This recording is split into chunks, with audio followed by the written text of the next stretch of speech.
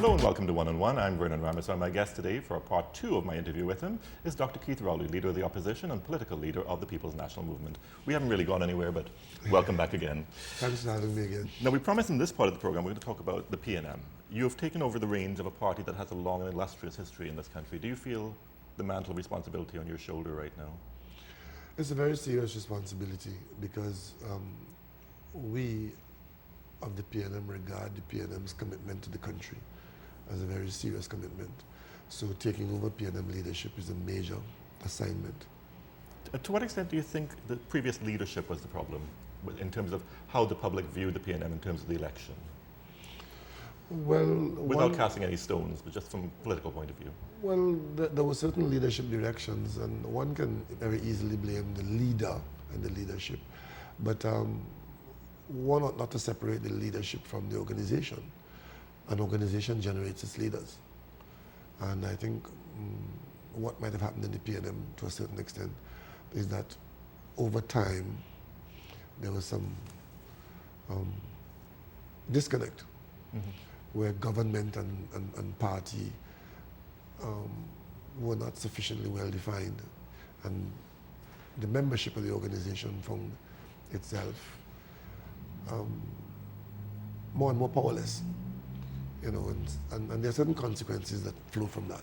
And also, in terms of the general population, there seemed to be a disconnect as well, that many analysts were talking about. Certainly at the very top level, between what was happening on the ground, there seemed to be no acknowledgement that perhaps calling an early election wasn't the wisest thing at that point. Well, the long and short of that is that the only person in this country who can call an election is the Prime Minister. And what we've had was prime ministerial judgment, which turned out to be faulty. But is that a systemic problem, though, perhaps with the PNM? The fact that you've got a cabinet who are there to advise you. And clearly, a lot of people must have sat very quietly when I don't think it's systemic. As a matter of fact, the PNM structure, if it functions as it's designed, you really ought to have available some serious checks and balance. But again, over time, that role has not been played as per the Constitution. We have a General Council, a central executive, and we have constituency groups who are de jure responsible for the people they send forward to conduct business on behalf of the party. But de facto, what happens, and it's not only the PNM, it happens when office is acquired, that people tend to defer to office. So one day you are a party member and you're okay, the next day you're an office holder, and people look at you differently by virtue of the office. And then over time, surreptitiously, office supersedes the organization. When you become entrenched as a leader, is that what you're saying? Well, I don't even know about being entrenched. It happens very early. It happens early in the game.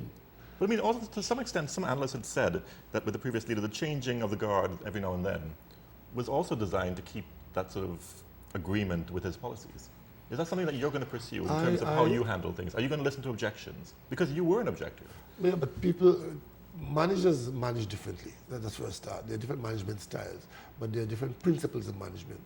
I believe that the leadership of the party must be accountable to the organization. And if that is followed through with, then some of the problems that we've had where the organization felt cowed, and I don't mean coward, I mean coward, you know, timid in treating with its own leadership. And there were certain consequences that flowed from that. And one can't put your finger on the day that happened or the week or the month. It's something that creeps in over time. And then when one juxtaposes that with a leadership style, you can have an outcome which may not be the best or the worst. No, and leaders tend to stamp the organizations with their own understanding and their own styles. That's why you talk about the Eric Williams era, the Chambers era, the Manny era. They were different people. They might have had different styles, but the objectives might have been the same. Whether those objectives were attained, a different story. Do you agree with term limits? Do you think perhaps it's good to switch leaders every now and then so you don't end up with that situation? I don't know. You can't. I don't think that you can have a fish and fowl on this menu.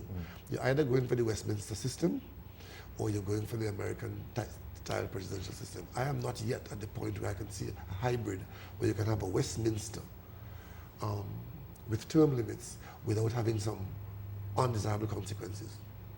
Because to every action there's a reaction. You may want to solve the problem of longevity in office by shortening the term in this way, but there are other problems that will arise in that way. So I think the discussion is valuable and useful, and we look forward to it and see what's going to come out of it. On May 24th, when the PNM was, I believe, Mr. McDonald had said in the House, got a cut tail, was the actual words used. That's good old colloquialism. Yeah. I'm sure you understood what she meant. Of course, yeah. She could have used a different word. Perhaps, but that might have been even it was a clearer. little more colorful, though. Were you surprised? Me personally? Yeah, you No, personally. I wasn't surprised at all. As a matter You put of on a brave face in the campaign trail. As a matter of fact, my concern was the extent of the defeat that we were going to face. Because from where I operated, which was in my constituency, which is a PNM stronghold, On the ground. I had to fight very hard to win Diego Martin West. And in the end, it was won by 1,000 votes. And I knew the effort that was required to save that seat because the circumstances were telling me differently. And I campaigned in many parts of the country, especially in what were regarded as PNM strongholds. And there was a reaction there that had me worried because the question of the election itself was an issue. Well, when you heard it was being called, did you sort of stop and think, what in God's name is going on here? Well, 2 years to go, why are you calling an election? You must remember, I was in the backbenches, so I wasn't party to the internal But you're still a discussion. politician, and you know how But things work. I must say, I was surprised that it was followed through with, but I wasn't surprised that the intention was there so to do. Because I had heard before that this was a position that could have been taken towards a certain end. But I never believed, that it really would come to that. But the previous time, the very same gentleman did the same thing.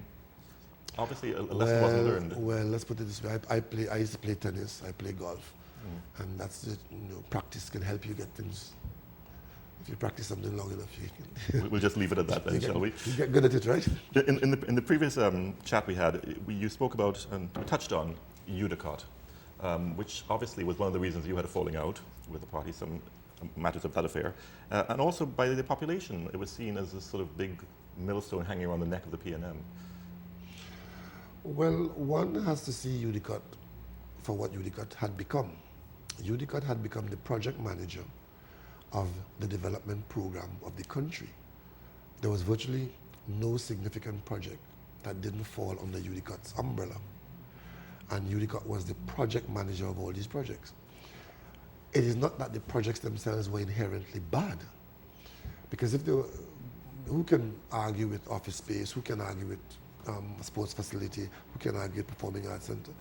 But it is how they were operationalized, how the projects were executed, whether there was waste and possible corruption. And in my own case, as a member of the cabinet, I found myself confronting a situation where the cabinet was coming from behind. And I had a duty to take a stand on it. And unfortunately, I offended people in the cabinet, even within the party. But eventually, it became a personal problem for me. Because as I took issue with it, my personal conduct was called in